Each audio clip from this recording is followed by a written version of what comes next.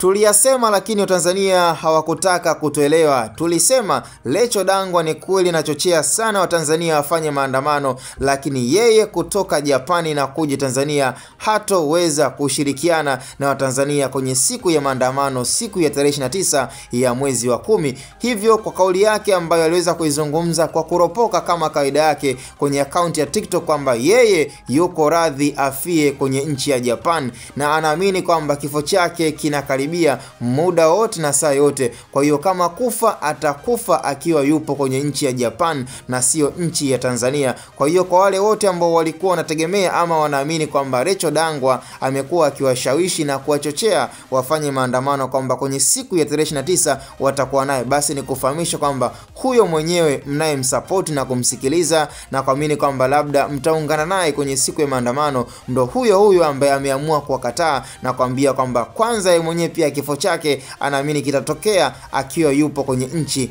ya Japan. Kwa hiyo kama ni Watanzania wajiandae kisaikolojia kwamba kifo cha Rachel Dangwa kitatokea akiwa yupo kwenye nchi ya Japan na sio nchi ya Tanzania. Kwa hiyo kama ni Watanzania kufanya maandamano, yeye amekuwa akizungumza na amekuwa akikosoa kwa upande wake ambao yeye anauona, lakini wasitegemee na wasitarajie kumuona kwamba anatoka kwenye nchi ya Japani na kuja Tanzania eti kushirikiana na Watanzania kama vile ambavyo amekuwa akichochea Watanzania wafanye maandamano. Na haya yote tuliyazungumza hata kwa Mange Kimambi kwamba huwezi ukaona akitoka Marekani na kuja Tanzania eti kufanya maandamano. Unafikiri ni kwa nini? Always yamekuwa ni maneno na ni propaganda na siasa za kutengeneza brand yake na biashara yake endelee kukua, lakini kumuona in real life huwezi kumuona Rachel Dangwa, hutoweza kumuona Mange Kimambi, hutoweza kumuona Sativa akiwa kwenye eneo la maandamano. Ebana, tukutane kwenye upande wa comment. Hii ni Hatboy Media.